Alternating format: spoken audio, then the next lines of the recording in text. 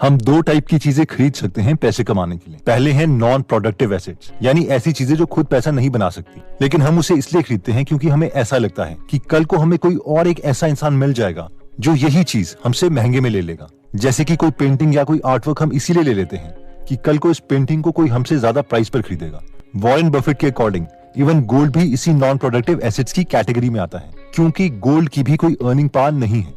दूसरे टाइप की मेंटालिटी आती है कि हम प्रोडक्टिव एसेट्स बाय करें, यानी ऐसी चीजें खरीदें जिनकी खुद की अर्निंग पावर हो, जैसे कि फार्मलैंड, जहां पर आप फार्मिंग करके भी कई सालों तक पैसे कमा सकते हो और इवन सालों के बाद भी वो फार्म आपके पास ही रहेगा। जैसे कि वॉरेन बफेट ने 40 एकड़ का एक फार्म लैंड लिया था और उसके लिए उन्होंने एक आदमी भी हायर कर लिया था। उससे वॉरेन को सालों तक अर्निंग मिलती रही और एंड में उसी फार्मलैंड को उन्होंने प्रॉफिट में किसी और को सेल भी कर दिया। और रियल इन्वेस्टर्स प्रोडक्टिव एसेट्स पर ही फोकस करते हैं। इस कैटेगरी में रियल एस्टेट भी आते हैं, जिसमें हम हर महीने रेंटल इनकम पा सकते हैं और बाद में उस प्रॉपर्टी को ज्यादा प्राइस पर भी बेच सकते हैं। ऑब्वियसली आपके मन में ये सवाल आ रहा होगा कि प्रॉपर्टी खरीदने के लिए ना तो हमारे पास पैसे हैं और ना ही इतना टाइम है कि हम हर लोकेशन में जा जाके प्रॉपर्टी का दाम देखें। और आज की ये वीडियो इसी टॉपिक के ऊपर है।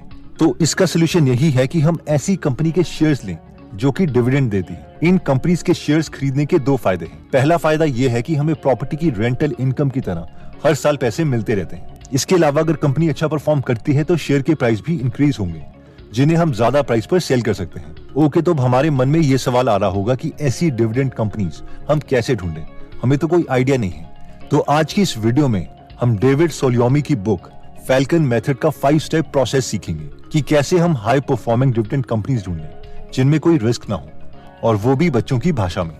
इससे पहले कि हम आगे बढ़े, हम में से मैक्सिमम लोगों का ये सवाल होता है कि ये सारी बुक्स के प्रिंसिपल जो हम सुनते हैं, पढ़ते हैं, जैसे कि the intelligent investors, Peter lynch की फिलॉसफी, बेंजामिन ग्राहम की फिलॉसफी, ये सारे इन्वेस्टर्स तो यूएस के हैं, लेकिन हम यूएस के स्टॉक्स तो ले ही नहीं सकते। तो वैसे तो ये प्रिंसिपल हर जगह यूज होते हैं अगर हम इन्हें अच्छे से समझते हैं तो। वैसे इंडिया से यूएस स्टॉक बाय करना कोई रॉकेट साइंस नहीं है। I mean, कुछ टाइम तक ये प्रोसेस काफी मुश्किल था। Dear brothers and sisters, author कहते हैं कि मैंने बहुत सी कंपनीज में काम किया है और आउटसाइडर्स ये कभी भी नहीं समझ पाएंगे कि कंपनी के अंदर चल क्या रहा है। इसलिए हम एक कंपनी को ब्लैक बॉक्स यानी काले डिब्बे की तरह सोच सकते हैं और बस इस पर हमें फोकस करना चाहिए कि वो पैसे का क्या कर रही है। इस प्रोसेस को हम इस डायग्राम से समझ सकते हैं।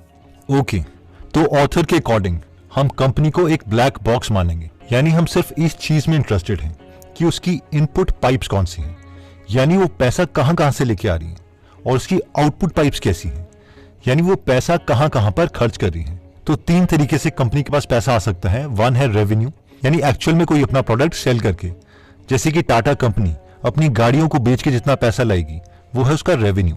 सेकंड है बोरोड मनी, उधार लेके, या तो वो बैंक से उधार लेगी या फिर वो अपने बॉन्ड्स इशू करके लोगों से पैसे लेगी। थर्ड है इक्विटी सेल, अपने शेयर को बेच के भी कंपनी के पास पैसा आ सकता है। तो ऑब्वियसली जो हम ज्यादा इंटरेस्टेड हैं वो है रेवेन्यू पाइप पे। नेक्स्ट है कि वो कहां पे पैसे खर्च कर सकती है। तो ऑब्वियसली पहला है एक्सपेंसेस, जैसे कि इंप्लॉइज की सैलरी, एसी का खर्चा, ऑफिस का खर्चा एंड सो ऑन। सेकंड है कैपिटल एक्सपेंडिचर, यानी अगर हम टाटा कंपनी की बात करें तो जो उन्हें मशीनरी चाहिए उस कार्स को मैन्युफैक्चर करने के लिए, वो उनके कैपिटल एक्सपेंडिचर्स होंगे। थर्ड है एक्विजिशन, अगर बड़ी कंपनी छोटी छोटी कंपनीज को खरीदती है अपनी एक्सपेंशन के लिए, जैसे कि आजकल बायजूस खरीद रही हैं काफी सारी कंपनीज, तो वहां पर भी कंपनी का पैसा खर्च हो सकता है।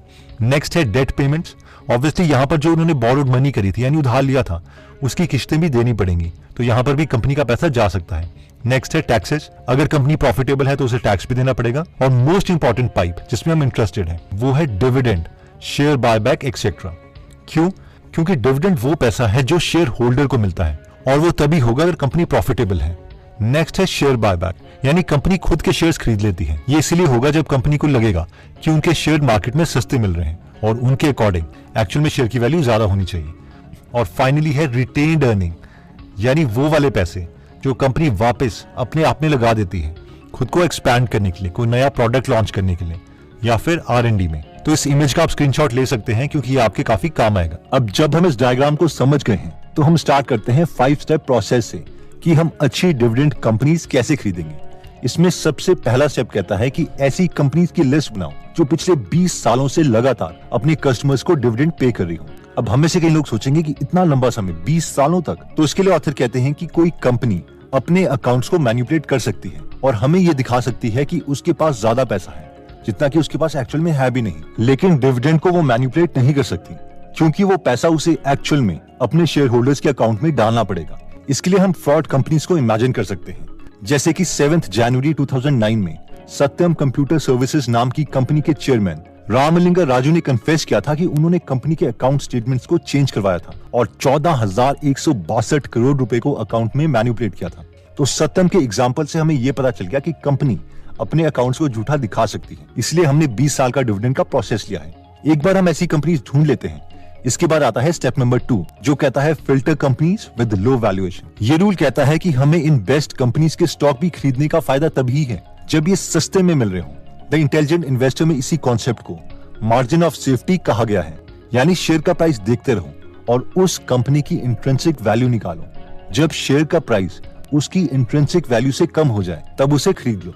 अब आप बोलेंगे कि कंपनी सस्ती है या महंगी है, ये हमें कैसे पता चलेगा? तो इसके लिए 3 फेमस मेथड्स हैं। इस बुक में ये इतना अच्छे से एक्सप्लेन नहीं किया हुआ, लेकिन मैं थोड़ा इसमें पीटर लिंच के रूल्स भी एक्सप्लेन कर रहा हूँ। पहला मेथड है कंपनी सस्ती है या महंगी है। ये पता करने के लिए पहला मेथड ये है कि हम कंपनी के पीई को उसके इंडस्ट्रियल पीई से कंपेयर करेंगे। अब जिन्हें पीई नहीं पता, तो पीई का मतलब है प्राइस टू अर्निंग रेशियो, यानी अगर हमें 1 रुपए 1 साल में कमाने हो तो आपको कितने पैसे इन्वेस्ट करने पड़ेंगे। इसे बैंक के एग्जाम्पल से समझना आसान होता है। तो मान लीजिए कि बैंक में आपने 100 रुपए इन्वेस्ट करें और आपको बैंक से इंटरेस्ट रेट मिल रहा है 5%, यानी 5 रुपए। तो इसका पीई यानी प्राइस हुआ 100 रुपीज और अर्निंग हुआ 5, यानी 100 डिवाइडेड बाय 5 20। तो इसका पीई आया 20, जिसका मतलब हुआ कि हर एक 20 का नोट आपको साल के एंड में 1 रुपया कमा के देगा, दूसरा 20 का नोट 1 और रुपया कमा के देगा, एंड सो ऑन। और इन 5 20 के नोट से आपको 5 रुपए मिले। तो हमें यह देखना है कि जिन कंपनीज के शेयर्स हम ले रहे हैं उस कंपनी के शेयर का पीई रेशो उसकी जैसी सिमिलर कंपनीज के कम पीई पे मिल रहा है या नहीं। जैसे कि आप मान लीजिए हैप्पीएस्ट माइंड्स का पीई उसकी इंडस्ट्रियल कंपनी से कंपेयर करते हैं तो वो बहुत ज्यादा है, इसलिए इस कंपनी के हम शेयर्स प्रेफर नहीं करेंगे। इसीलिए नहीं कि ये कंपनी बुरी है, बल्कि इसीलिए क्योंकि ये कंपनी अभी महंगी है।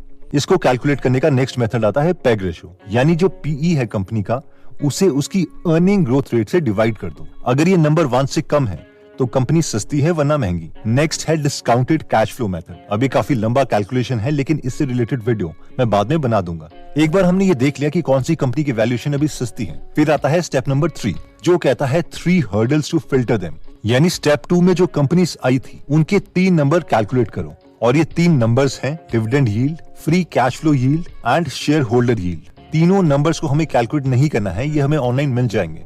बस इन्हें बहुत सिंपल भाषा में समझना है कि ये नंबर किन चीजों को रिप्रेजेंट कर रहे हैं। डिविडेंड यील्ड हम निकालते हैं कंपनी अगले साल हमें कितना पैसा पे करने वाली है, डिवाइडेड बाय कंपनी का अभी शेयर प्राइस क्या है। सो लेट्स से कि कंपनी हमें 10 रुपए पर शेयर पे कर सकती है अगले साल, और हमें एक शेयर खरीदना है 100 रुपए का, तो इसका डिविडेंड यील्ड बनेगा 10 डिवाइडेड बाय 100, यानी 10%। नेक्स्ट है free cash flow yield. Free cash flow का मतलब है कंपनी का वो वाला पैसा जो अब उसे कहीं भी खर्च नहीं करना है, ना कंपनी के कैपिटल एक्सपेंडिचर में। इसे हम कैलकुलेट करते हैं इस फॉर्मूले से, एक शेयर कितना फ्री कैश फ्लो कमाएगा डिवाइडेड बाय शेयर का करंट प्राइस कितना है। थर्ड नंबर है शेयर होल्डर यील्ड। ये नंबर हमें बताता है कि हम शेयर होल्डर्स को फाइनली कितना पैसा पर शेयर मिलने वाला है। ओके, एक बार जब हमने ये 3 नंबर्स कैलकुलेट कर लिए बची हुई कंपनीज के, फिर आता है स्टेप नंबर 4, जो कि कहता है रैंक द सर्वाइवर्स। यानी पिछले जो 3 नंबर्स हमने कैलकुलेट करे थे, हमें उन 3 नंबर का एवरेज लेना है, यानी 3 से डिवाइड करना है, और फिर उन्हें रैंकिंग देनी है डिसेंडिंग ऑर्डर में। अब जो टॉप की 4 से 5 कंपनीज बचेंगी उस पर हम स्टेप 5 अप्लाई करेंगे। फॉर एग्जाम्पल, अगर कंपनी ए का डिविडेंड यील्ड है 10%, फ्री कैश फ्लो यील्ड है 4% और शेयर होल्डर यील्ड है 10%, और कंपनी बी की डिविडेंड यील्ड है 6%, फ्री कैश फ्लो यील्ड है 2% और शेयर होल्डर यील्ड है 6%, तो कंपनी ए का एवरेज आएगा 10 + 4 + 10 डिवाइडेड बाय 3, यानी 24 डिवाइडेड बाय 3 8%। कंपनी बी का एवरेज यील्ड आएगा 6 + 2 + 6 divided by 3 which is equal to 4.666%। तो कंपनी ए हमारी फर्स्ट प्रेफरेंस होगी और कंपनी बी सेकंड प्रेफरेंस। इसके बाद आता है स्टेप नंबर 5, जो कहता है एंटर्स द ह्यूमन। इस 5th स्टेप से पहले सब कुछ रूल्स के अकॉर्डिंग हो रहा था, लेकिन अब स्टेप 5 में हमें खुद की समझदारी लगा के चूज करना है कि हम कौन सी कंपनी के शेयर्स लेना चाहते हैं, क्योंकि फाइनली कोई भी ऐसा रूल नहीं है जो 100% गारंटी दे सके कि हमें रिटर्न मिलेगा ही मिलेगा। इसलिए use your common sense and do other analysis if you want. तो दोस्तों, इस समरी में डिविडेंड कंपनीज चूज करने के लिए हमने 5 स्टेप प्रोसेस देखा, जिसमें स्टेप 1 था कि वो कंपनीज देखो जो लगातार 20 सालों से डिविडेंड दे रही हो। फिर स्टेप 2 है, इसमें वो कंपनीज चूज करो जो अपनी इंट्रिंसिक वैल्यू से सस्ती मिल रही हो। स्टेप 3 है 3 नंबर को कैलकुलेट करो, dividend yield, free cash flow yield and share holder yield. Step 4 है इनका एवरेज लो और डिसेंडिंग ऑर्डर में अरेंज करो। और फिल्टर होके जो भी कंपनीज बची हैं, वैसे तो ये काफी स्ट्रॉन्ग कंपनीज होंगी, लेकिन फिर भी आता है स्टेप नंबर 5, खुद डिसीजन लो कि कौन सी कंपनी के शेयर्स लेने हैं।